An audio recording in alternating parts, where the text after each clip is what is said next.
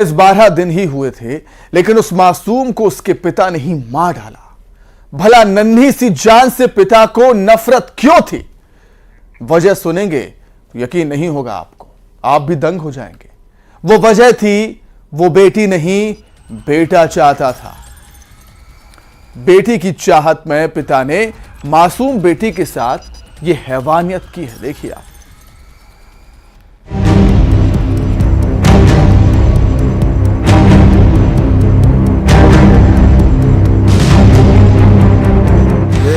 दबा दिया सर हाथ से। दूसरा चलो गलती से हो गई तो गुड़िया आ जाए करके बोल रहा था।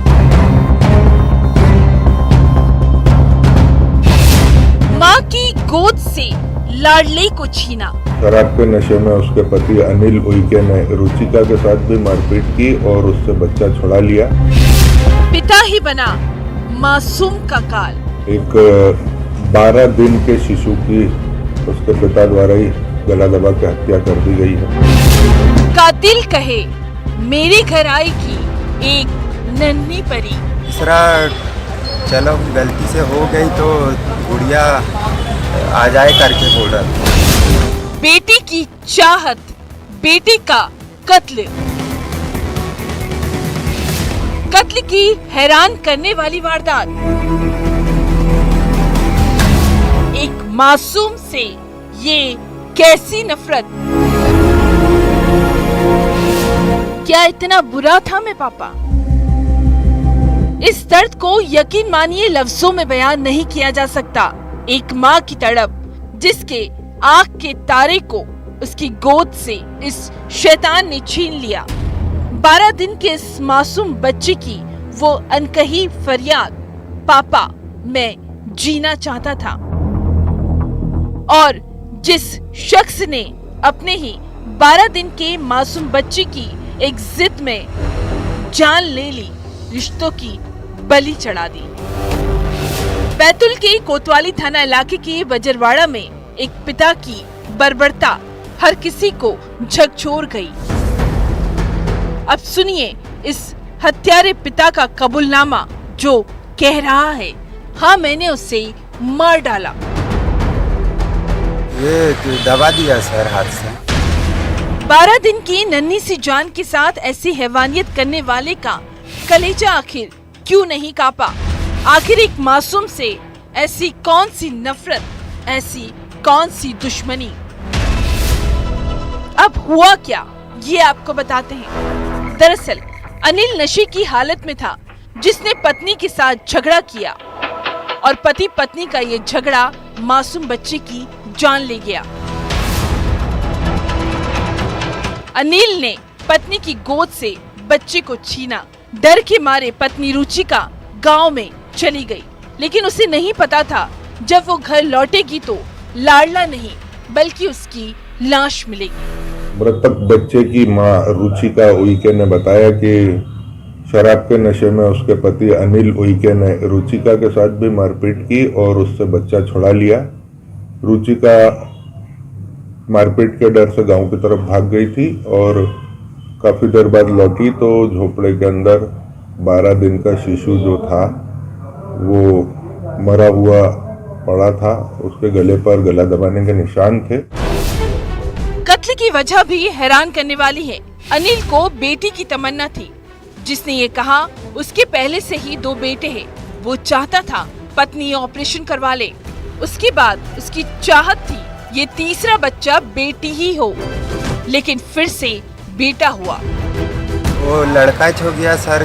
तीसरा भी 2 बच्चे के बाद में ऑपरेशन करने के लिए बोल रहा था। हाँ, तो ऑपरेशन के लिए तैयार नहीं हुई। तो क्या तीसरा क्या चाहिए था?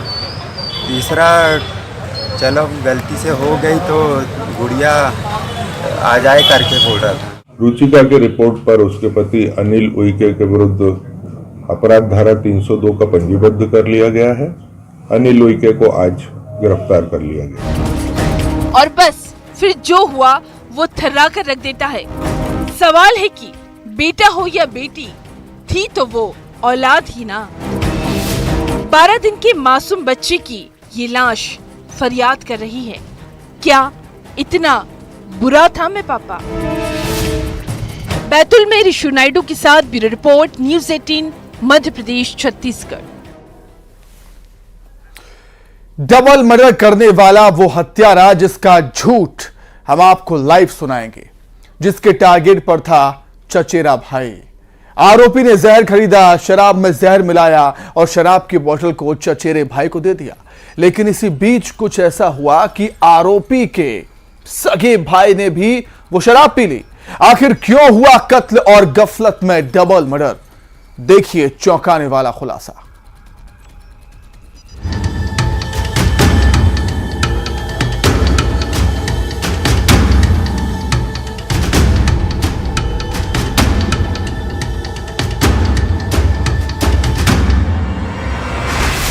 हत्यारे का झूठ लाइव। एक बेखौफ हत्यारा जो ड्रामा करता है। उसने जहर खरीदा, टारगेट पर चचेरा भाई। एक गलती, सगे भाई की ली जान।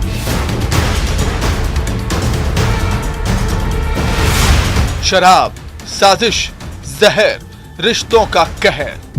बेबसी ऐसी कि हलक से कुछ निकल ही नहीं रहा।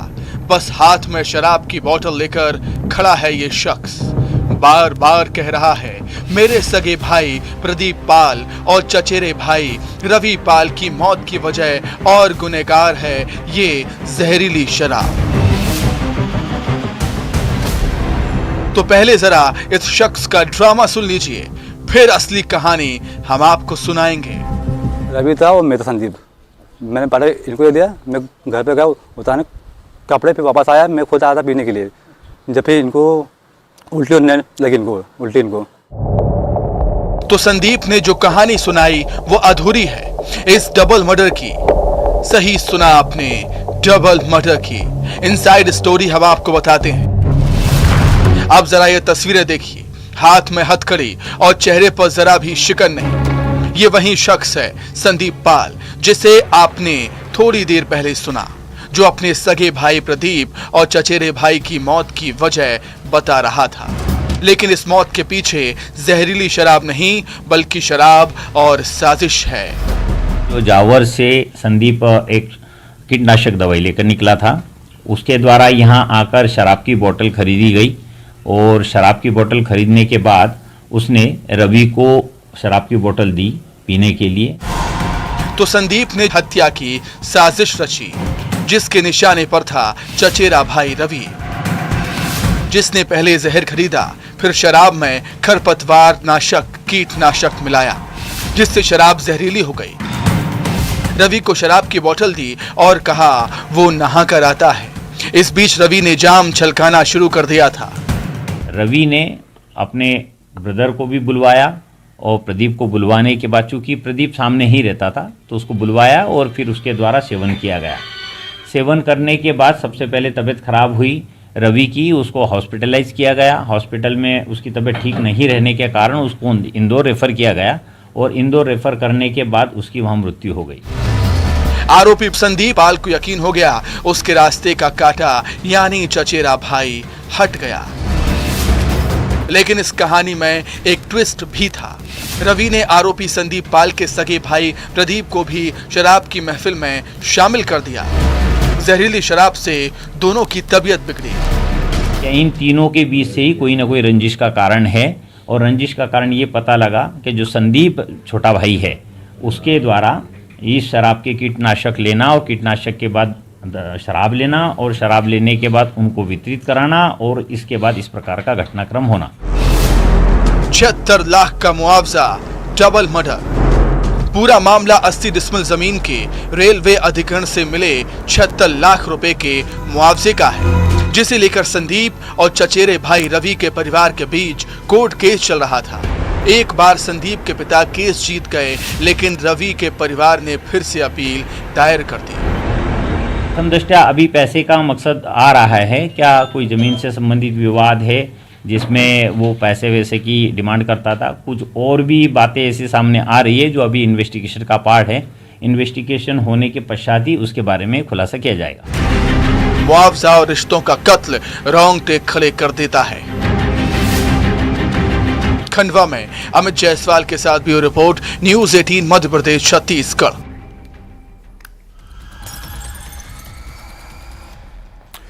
गैंगवार में माहिर है वो वसूलीबाज भी, जिस पर कई संगीन मामले दर्ज हैं, जिसके इशारे पर गुर्गे खूनी खेल खेलते हैं। कैसे वो गैंगस्टर पुलिस के जाल में फंसा, अभी देखिए फार्म हाउस पर रेड, जुर्म के शातिर खिलाड़ी पर शिकंजा, सलाखों में तपन सरकार।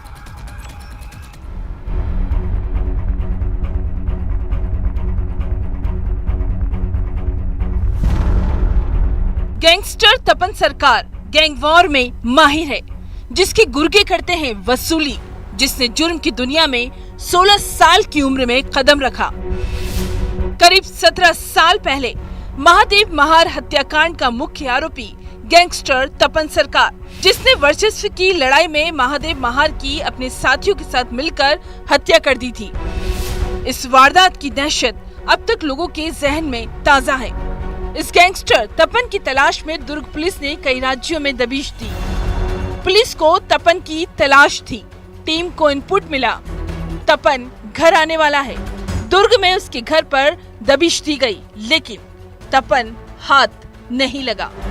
प्रकरण जो है वो कुर्सीपार थाने के मार्च 2023 का है। होली के दिन यह घटना घटी थी, जिसमें कि जो मृतक शुभम की हत्या की गई थी, और हत्या के संबंध में जब पुलिस के द्वारा जांच की गई तो इसमें आरोपी की संलिप्तता इसमें पाई गई थी। ये पूरी तलाश पिछले साल होली पर हुए शुभम राजपूत केस से कनेक्ट है। 8 मार्च 2023 को शुभम राजपूत की होली के दिन सेवक राम निषाद ने हत्या कर दी थी, जिस आरोपी ने पूछताछ में बताया शुभम तपन सरकार के लिए वसूली का काम करता था। जिसने एक चौंकाने वाला खुलासा किया, वो ये कि तपन के इशारे पर ये मर्डर हुआ था।